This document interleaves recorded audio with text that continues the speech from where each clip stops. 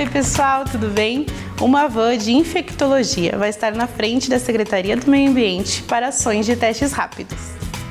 Com o objetivo de ofertar testes rápidos de HIV, sífilis, hepatite B e C, a unidade móvel inaugurou serviços em uma ação organizada pelo programa Bem Viver da Prefeitura.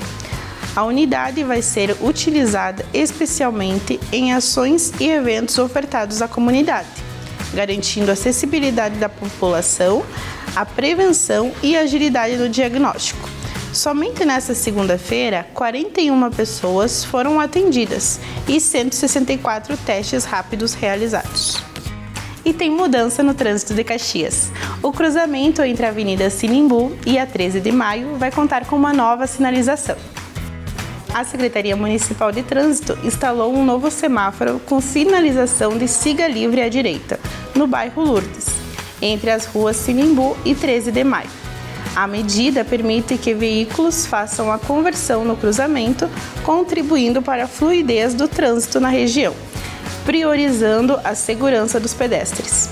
O sistema destina 15 segundos para a travessia e, após o término deste tempo, a conversão é liberada conforme a indicação semafórica. E inicia hoje a Semana Municipal do Crochê.